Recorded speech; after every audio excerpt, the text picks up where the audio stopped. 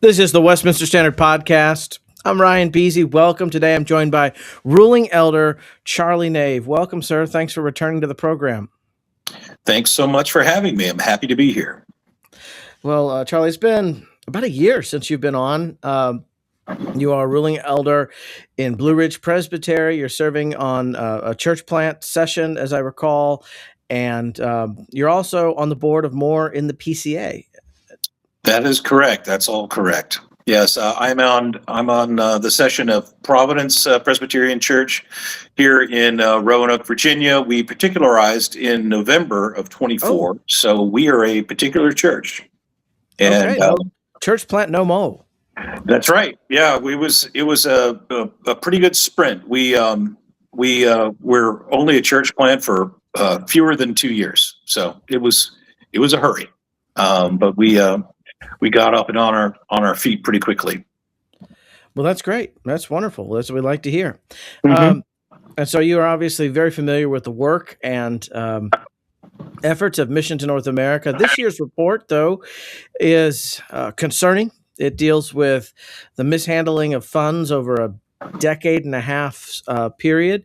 And I would love to get your insights on this, as you're a lawyer and you specialize in nonprofit law. And so the advice that you give to clients about how to legally handle donor information. The report indicated nearly $2.5 million in transfers from donor restricted funds to other than donor restricted purposes.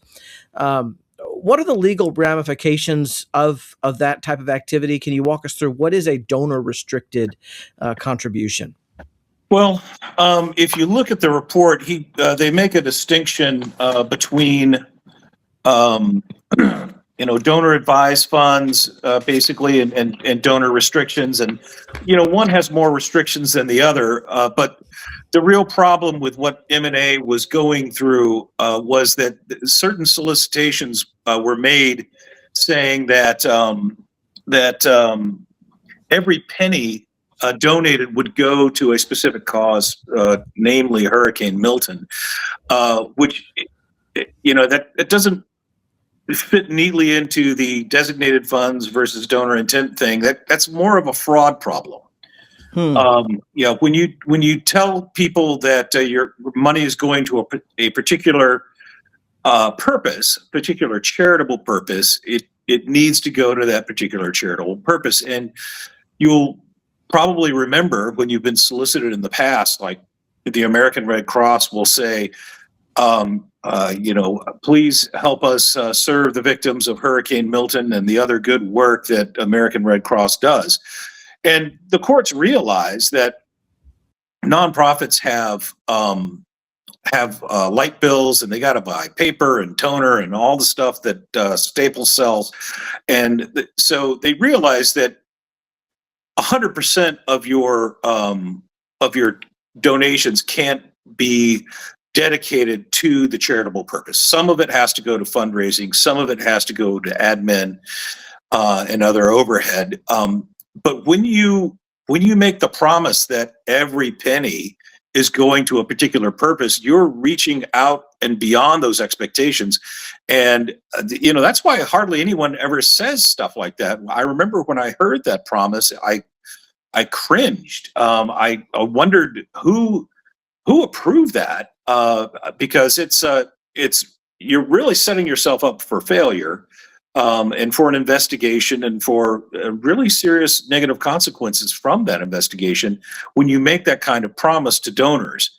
And I noticed in that example you gave in the Red Cross, support the work that we're doing with Hurricane Milton and the other deeds that the Red Cross does. So that's a very, very important qualifier. It's not just a throwaway line, I take it. Mm-hmm. Yeah, well, it's just kind of standard language that, obviously we're going to be helping the Hurricane Milton people, but we also might end up with some leftover blood that we might donate to the next set of hurricane victims, or that we might be involved in helping out with a fire later on. And you need to give yourself that kind of reasonable wiggle room so that these funds can be used for mission activities that are consistent with your charitable purpose. Mm. But when you box yourself in like that, you're basically asking for trouble, and you should be asking for an investigation. But the enforcement in this area is very spotty, and it's complaint driven, and sometimes it's agenda driven as well. So it's going to be interesting to see where this lands. Mm. So you're saying that this isn't just, poor wording, that this could be construed as fraud, even if it wasn't intended. I think probably the people writing this were not, if you'll excuse the expression, they were not lawyers. No, they certainly weren't regulatory lawyers. It could be viewed as fraud by a reasonable judge or a reasonable jury, but the problem is, if you've got a regulator who thinks that it's fraud, then you're all of a sudden you're in the process. They're going to get subpoenas. You're going to get litigated against. You may have to deal with a criminal prosecution, and that alone, even if you're finally vindicated, is a very expensive and time-consuming and process, which distracts you from your mission at the very least. And the reputational damage may be insurmountable. So the great risk would be from a regulator, it sounds like. And obviously, you are a lawyer, but you're not the lawyer for Missions to North America or the PCA. But hypothetically, if something of this sort had been discovered by one of your clients, and as I understand it, you specialize in nonprofit law, what would you advise in terms of trying to mitigate potential legal exposure with the IRS or state enforcement? How? And obviously, Ruling Elder Dowling has been very proactive in letting the Assembly know what's going on. But how do you mitigate response from the civil magistrate? Well, by doing essentially what Ruling Elder Dowling is doing, by getting some independent counsel to go over these records, a forensic accounting, make sure that the world knows, and especially these regulators, that we're taking this seriously. We're not investigating ourselves. We're getting an independent group to look at this. That's going to stake their reputation on the quality of the investigation that they do, and take advantage of every amount of goodwill that you can build with regulators and donors and people who are concerned, to say that we've found this big mess and we're going to do everything we can to make it right. I reading through this report, it looks like there's a pretty comprehensive effort underway, and I'm a little disappointed that it's not complete yet, which tells me that there's a lot here. Dowling mentions the intermediate sanctions problem. That's a possibility here, which could impose severe consequences on like the actual people, not the organization. Or not just the organization, but the actual people who may have been responsible for moving this money to the wrong purposes. And when you speak of intermediate sanctions, that's from regulators, is that correct? Well, it's from the IRS. When I first started in this field in the 90s, the IRS had basically two options if they discovered some malfeasance. And the kind of malfeasance that they were looking at was excess compensation, what they now call an excess benefit transaction, where, like, say, the founder of a nonprofit or the director of a nonprofit was getting unreasonably large compensation. And when the IRS had discovered that, they only had two options. They could either ignore it or they could revoke the tax-exempt status of the organization, which is essentially, what we call the death penalty. That's probably an ultimate sanction, right? Yeah, that's so they wanted to come up with something intermediate, and they came up with what it's called intermediate sanctions. And what this is basically a tax on that excess benefit transaction. And if you catch it early enough and you make it, and the responsible party makes a correction by refunding the excess benefit with interest, they only have to pay a 25% tax. If they wait until after the IRS notices it and puts you on notice, then it's a 200% tax. So, this is kind of for an actual person as opposed to a nonprofit or a corporation, it could be a pretty crippling blow financially. Wow, 200%. Although I suppose, in theory, MNA is self-reporting. So you see here in number 2 regarding the patterns observed that a senior staff member, the director at the time of disaster relief, was moving tens of thousands of dollars from designated, and this is on page 7 if you're looking for it, designated support accounts to his own personal support account, right? 34,000, 34,000 again, 34,000 again. So it looks like, close to $200,000. And 200% of that is obviously crippling, and from this account, it's not clear to me whether the person making the transfers or planning the transfers was the same person who was getting the compensation. Right, I see. So But that would be a mitigating factor as well if it was. Well, it wouldn't. I think it's only the person who receives the excess benefit transaction that would be subject to the tax. I see. Yes, and I know one of the complicating factors, as you mentioned, you're disappointed the review hasn't been completed. As I understand it, the entire accounting department of Mission to North America has resigned over the last 18 months. So that will be a complicating factor. to put it mildly. Mm-hmm. So, as we could make out hypothetically, if the director of an organization tells the controller or the director of accounting, move $34,488 from the hurricane fund to my personal account, that the sanctions wouldn't fall on the accounting director, I presume, but on the individual receiving the excess funds. I believe so. But as I was saying, this is, I haven't seen intermediate sanctions applied in an organization this large and complicated before. So it's usually the person who receives the benefit is also the person who's making the order or the recommendation. And and you see from elsewhere in the report that Elder Dowling has identified other governance problems, especially with MNA DR, that they're recommending be resolved so that there's a little more accountability.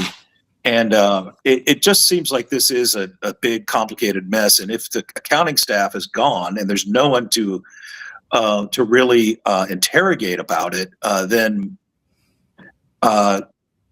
we're stuck paying lawyers a lot of money to sort out ledgers. Yes, and I think they have an accounting staff, but there's just been a complete turnover over the last 18 months, and perhaps one could speculate this may have played a role in that, a lack of comfort with instructions that have been given. Sure. So some of the language indicated that absolutely zero of money used in various fundraising occasions would be used for administration. So as an elder, you're not just a lawyer, you're also an elder. What are the 8th and 9th commandment implications there? If I say that I'm using the money for this, but then I use it for that, it's not just a 9th commandment violation. Is it an 8th commandment violation as well? I would say so. I mean, it's clearly sin. These are, and you expect people to be competent for the positions they're put in, and to understand the gravity of what they're doing, and perhaps ignorance could be a mitigating factor, but at this level, I don't see why anyone should tolerate it. Yeah, and at this level, for this amount of time, it was, I believe it was on the order of $500,000 over the course of several years, was taken from funds that were not supposed to be used for administrative purposes and used to pay salaries, or a salary, in one salary in particular, if I remember correctly.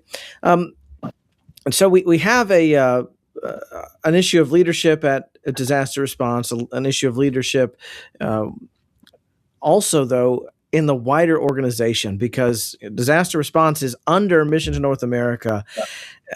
So does this, as you advise nonprofits, what guidance do you give as far as the culture that the executive leadership is supposed to create regarding financial stewardship, accountability, and integrity? Mm-hmm. Well, it's you've definitely got to be transparent, and you've definitely got to be ethical. And I noticed that the EFCA is involved, or is at least cited several times in this report. I don't know how well the average donor knows about the Evangelical Council for Financial Accountability, but it's a big deal in my industry, and they have a pretty well developed ethical set of ethics and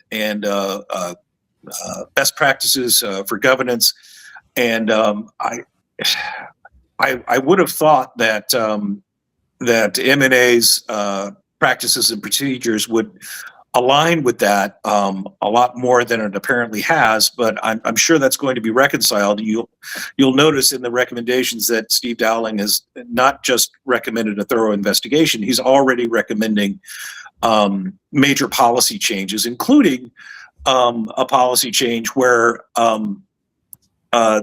various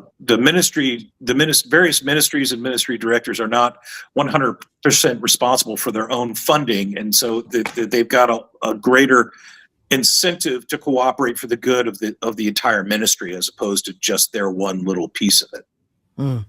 Yeah, that's a huge culture shift. And as he commented, the problem is a money issue rather than a heart issue at Mission to North America.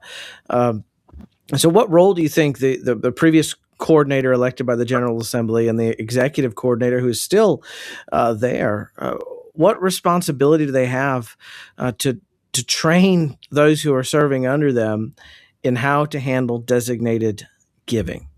Is that an executive leadership level thing, or is that just something that should be left to the accounting department?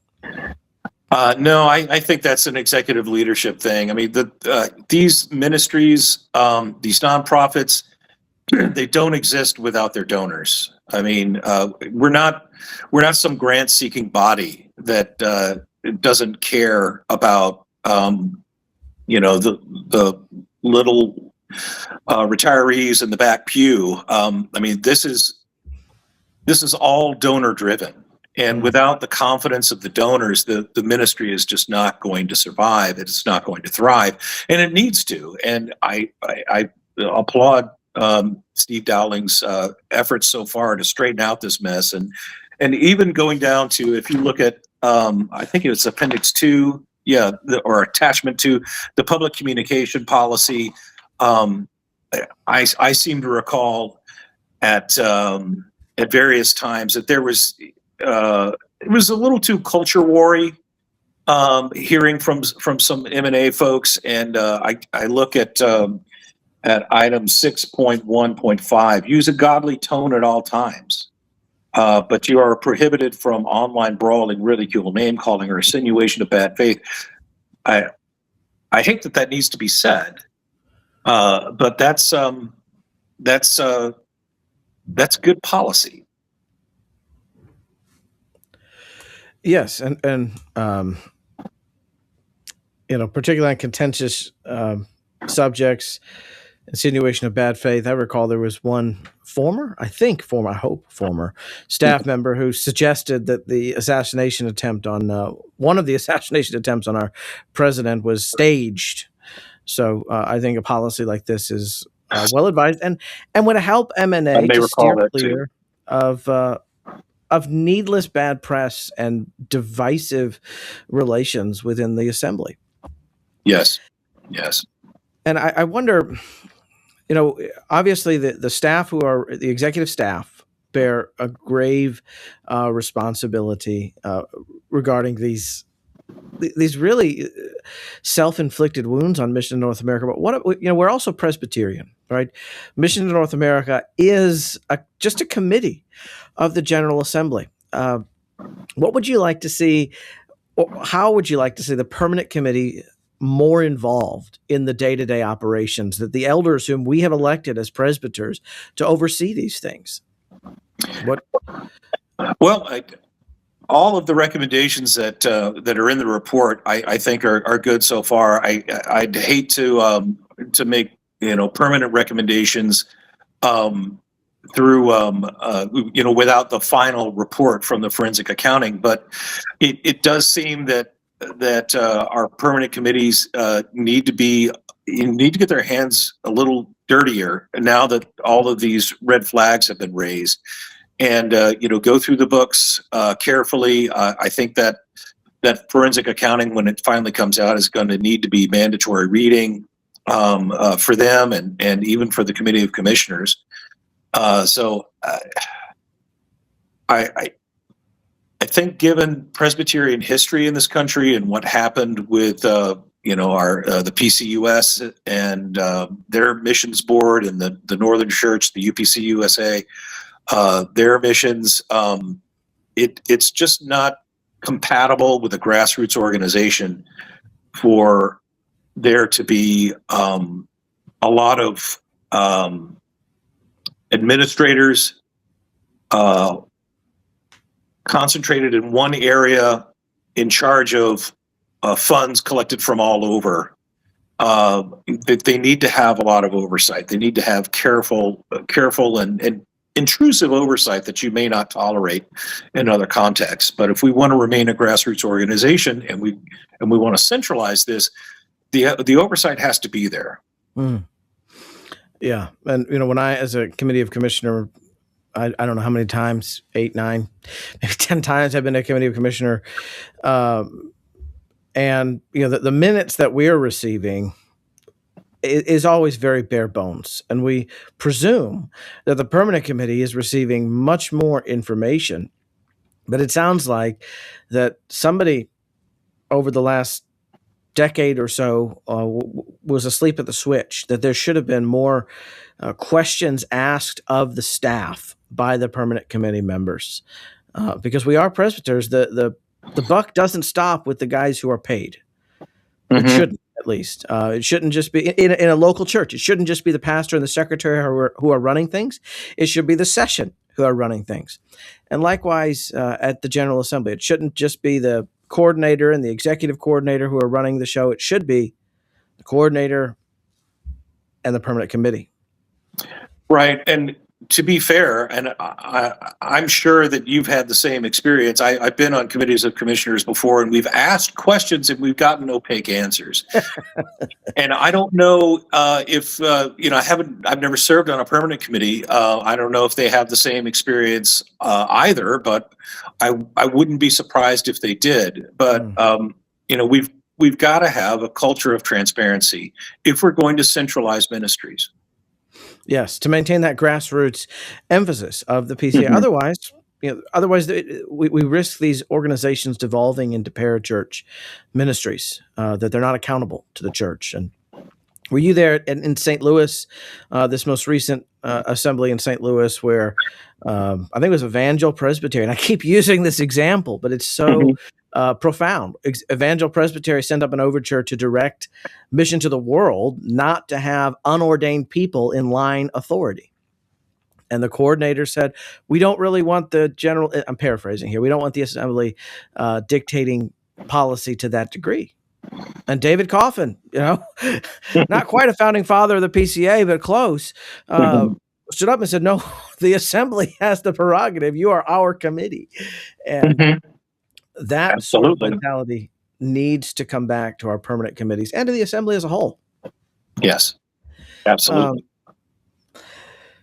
Well, how do you anticipate these financial issues? Is there a way to move forward? It is a crisis. It's a financial crisis. We're talking millions of dollars here, millions with an M. Does this provide an opportunity for Mission to North America to serve as a catalyst or a model for what genuine repentance and renewed focus on stewardship looks like? What are the opportunities before Missions North America? It absolutely does, and they've made dramatic progress already. They're certainly not done, but this Dowling report has laid bare a good amount of stuff.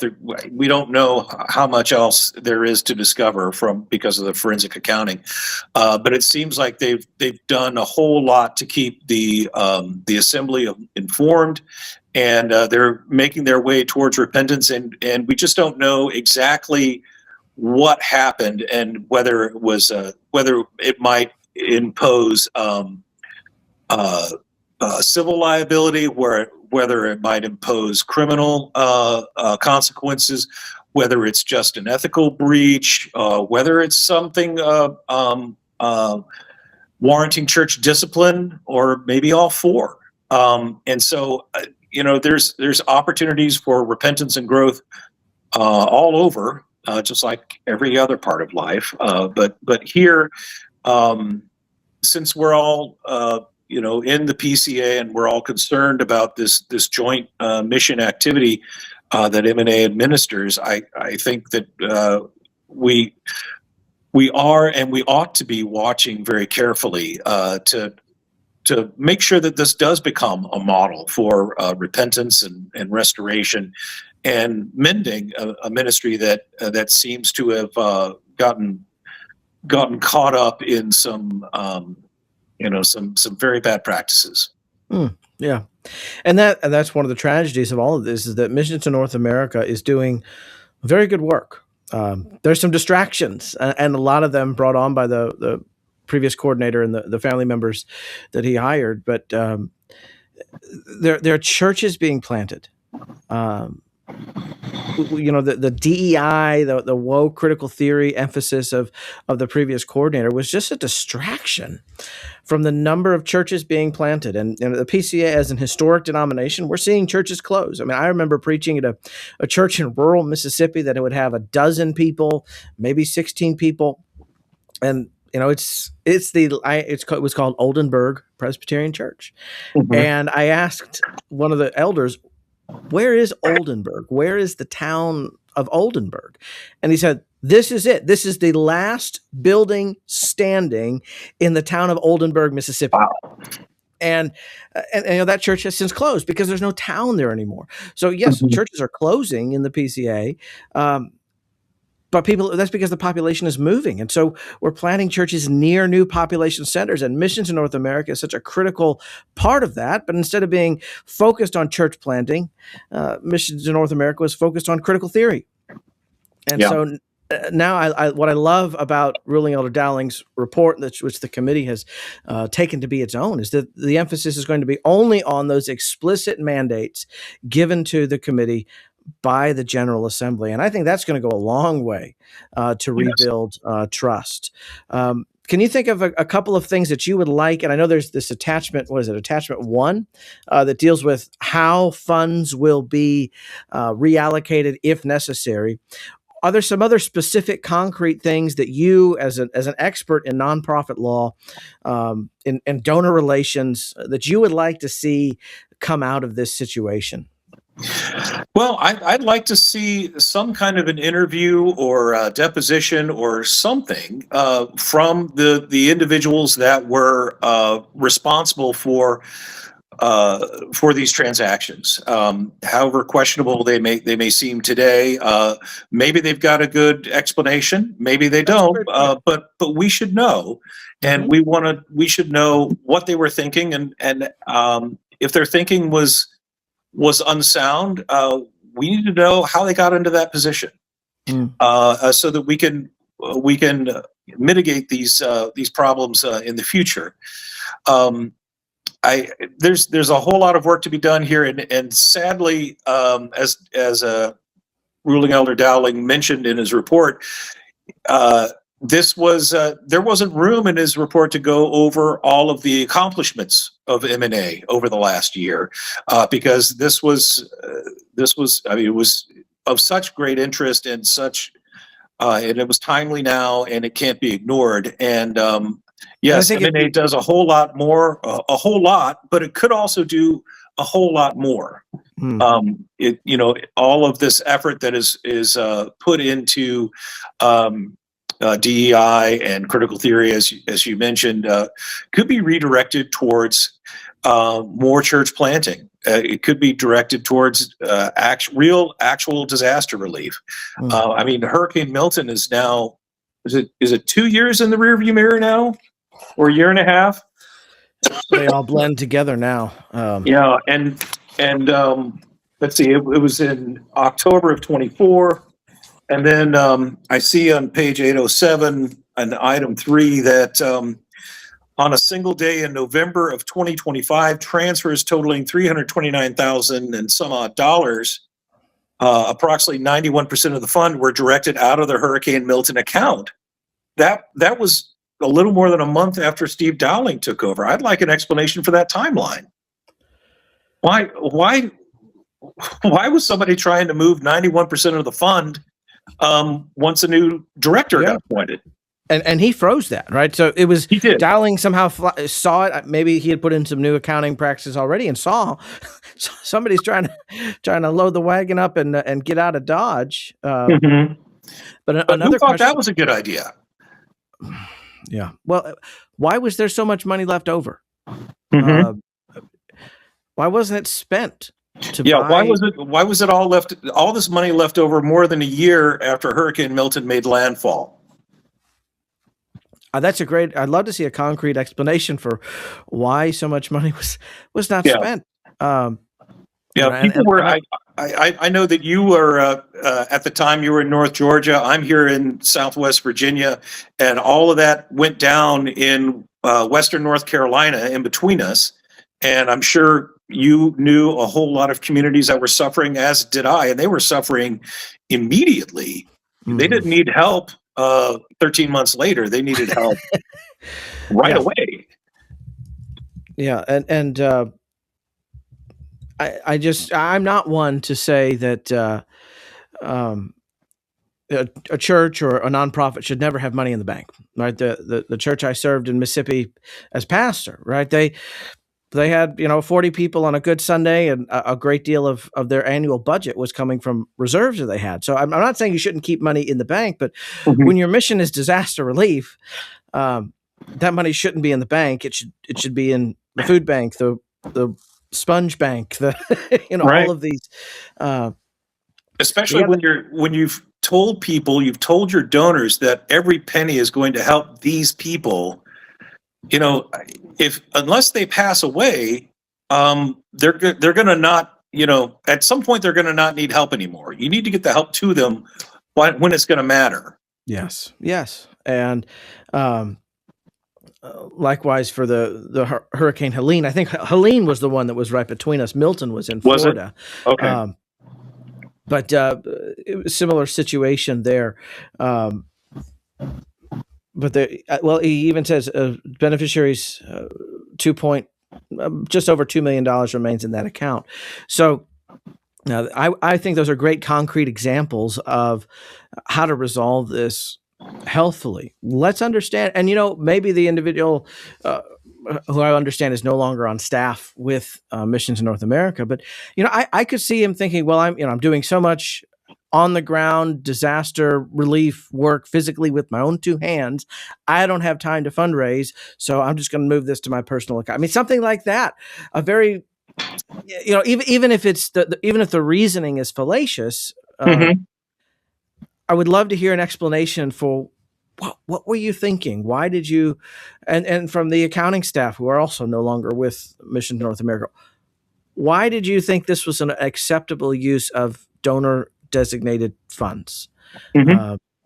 But what about this attachment one and how very transparently describing how funds that have been designated might be reallocated? That there seems to be a concerted effort in the future for Mission to North America to seriously or to take seriously what donor intent and donor designation means.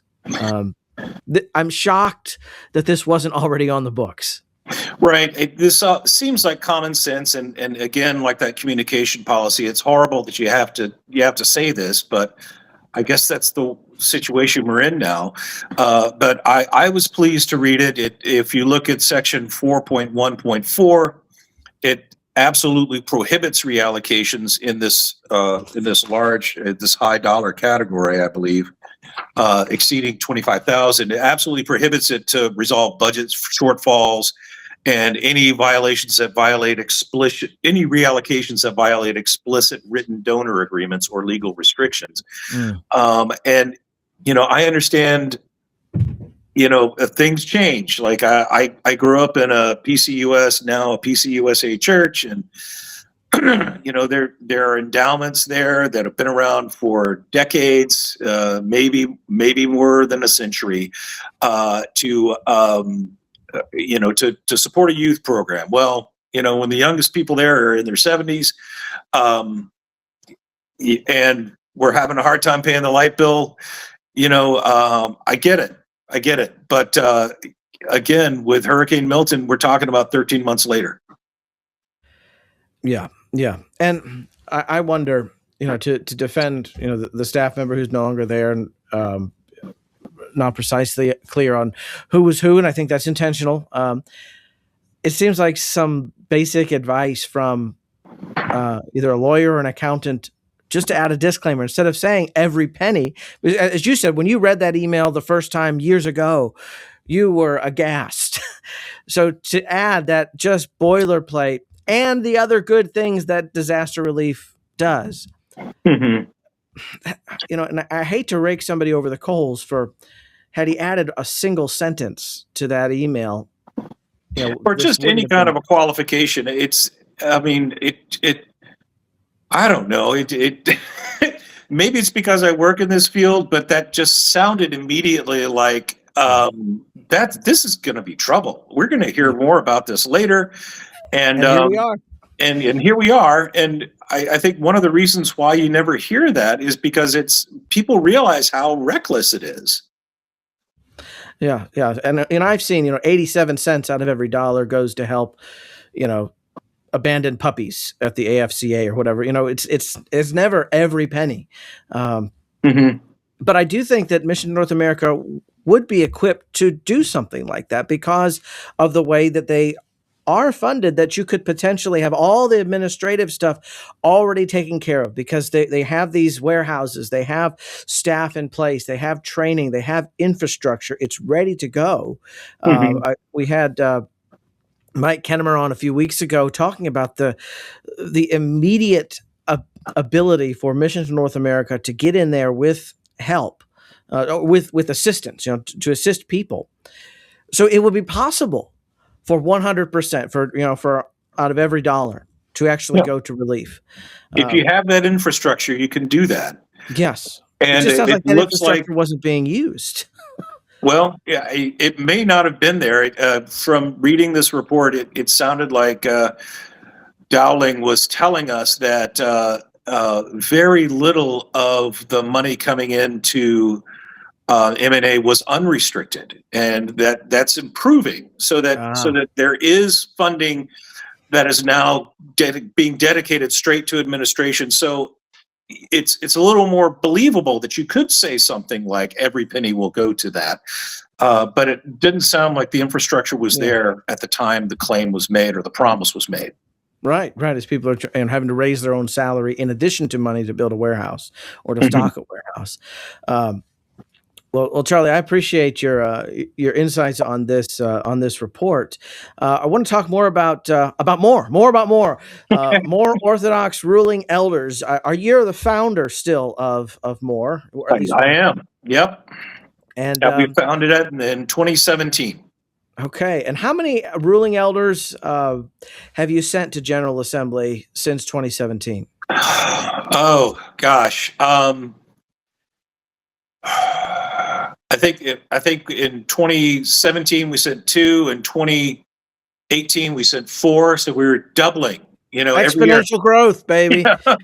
But then we bumped it up to in years subsequent, we've been sending about 30 to 50 ruling elders, and we're not helping everybody 100%. Some men just need help with the registration fee. Some men need help with just some travel expenses, like especially those who are having to fly in, especially from overseas, and and we're also doing a block of rooms in a hotel for some men as well every year. But we've probably helped more than 200 at this point. And some people keep coming back, but we're encouraging folks that you need to tell your church if you're getting more than, say, 70 people in worship, and you're regularly sending a teaching elder, churches need to understand that This is part of the they work. need to be they need to be funding the ruling elders to go, and it's a very different calling from a teaching elder, and it's a very different experience for a ruling elder vis-a-vis a teaching elder at General Assembly, because you're not there, you're not going to see any of your seminary friends, and it's kind of bewildering and a little lonely, and it's not considered part of your job. These ruling elders are losing vacation time, or if they're self-employed, they're losing opportunities to make sales or get the work done. It's a real imposition, and I understand why it's so difficult for so many ruling elders, and that's why we want to kind of start training these churches that you need to grease the wheels a little bit, so these ruling elders can do the work of the church, because I think they bring a valuable insight. I love teaching elders, but I feel like you need to have some leavening in the loaf. You need to have some outside the ministry silo perspectives sometimes. And that's strictly what our Constitution advocates for, that we are a Southern Presbyterian denomination in our polity, that we believe that there's one office of elder and yet two classes or two orders of elder, ruling and teaching. And so it's proper that if the church is paying to send her teaching elder, she should also send a ruling elder and fund his expenses, at least, to the General Assembly. And although what we have seen is the wisdom of our polity, with ruling elders often speaking very clearly with wisdom to pull back some of these crazy ideas that guys get in the seminaries and in St. Louis. And so I appreciate that endeavor that you pointed out, that you're trying not to send the same ruling elders every year. You're trying to help these churches put this in your budget, make provision to prioritize your ruling elders' involvement in the church, in the courts of the church, not just General Assembly, but presbytery as well. And there's one overture before the assembly that attempts to do that, to raise the minimum number of elders you can send to 3. Oh, good! I hadn't seen that one yet. Which could bring in tens of thousands of dollars, if not $100,000, for the administrative committee. With churches up to 349 members, I think, can only send 2 ruling elders. Well, a church of 350 could easily afford to send 3 ruling elders and all 3 teaching elders that they probably have for a church of that size. So if people want to donate to the work of MORE, they can go to moreinthepca.org, and there's a giving tab that they can select to make an online donation. And you also have an event at this year's General Assembly. Is that right? It's that not is the correct. Pendragon Club, but it's the Pendennis Club. That's right. We had a little difficulty locating a venue, but the grassroots network worked, and I believe we've got a contract with the Pendennis Club to have our event on the evening of June 24, starting at 8 o'clock, and there will be an Eventbrite for people to use to get tickets Tickets will be probably about $30, as they usually are. And this is a great event where ruling elders and the people who love them can gather together and network and trade stories and tips and tricks. Just try to knit us together as a denomination and as a body of ruling elders. And like I said, you'll be able to find that on our website, but also on Twitter. And if you're on our email mailing list, it'll go out that way as well. But save the date and time. It's June 24, That's 8 Wednesday, p.m. right? What's that? That's on Wednesday. Is that correct? Yes, it is. Wednesday. It should be after the GRN dinner, as tradition has it these last 3 years or 2 years. And I do want to say one thing about the GRN dinner. uh-huh. Back in 2022, I think it was, the More in the PCA event was an actual dinner. And it was right there adjacent at the Alabama Sports Hall of Fame. And that is the best Wednesday night dinner that we have ever had. It was delicious barbecue. There was not a rubber chicken in sight. It was fantastic. Yeah, it was so good. I didn't get any. I was working the door, and there was none left by the time I got down there. People loved that stuff. It was. I heard good reviews. So if the people at More in the PCA could get in touch with whoever does the menu for the GRN dinner, I think that would be a good thing, and the church would be greatly blessed by it. I'm sure someone's watching. Well, what do you anticipate about this year's General Assembly? We've got 91 overtures, got a couple of study committees asking for an extension on their assignment due dates, and a couple more study committee proposals. We've got presbytery boundary shifting. We've got men who want to ordain women who don't want to be ordained. We've got all the, it's going to be the Wild West Assembly there in Louisville. Yeah, I don't know what to expect. It's the most northern assembly I've been to. I'm hoping for a little cooler weather. It's probably still going to be insufferably hot because it's in Kentucky. But I am looking forward to. I understand they have good refreshments in Louisville and Kentucky at large, so I'm looking forward to that. But I think I'm just going to try to take it as it comes this year, and if it's less controversial than I expect, then that would be welcome. But I'm hoping that a lot of grassroots elders, ruling elders, teaching elders appear and hold this the denomination's ministries and boards and other committees accountable to the grassroots and to the donors in the pews. We're a church. We're not a parachurch. We're not some disembodied, out of bounds ministry. We're a church, and we need to maintain our grassroots authority. Mm. And our loyalty to the Constitution. That's what makes us Presbyterian, is our commitment to the Westminster Standards and the Book of Church Order. And I hope that members of permanent committees will take their responsibility seriously to fulfill the mandate of the General Assembly in their oversight of these permanent committees, and that the presbyteries and sessions will abide by the Constitution to which we've all taken vows. Mm-hmm. Yes. Well, Charlie Nave, I appreciate your time and your efforts. Thank you for this analysis, and thank you for your ministry to bring more Orthodox ruling elders to the General Assembly. Thanks very much, Teaching Elder Beasy. I thank you for your ministry here at this podcast. It's been a blessing to me and to our people. Well, it's an honor, sir.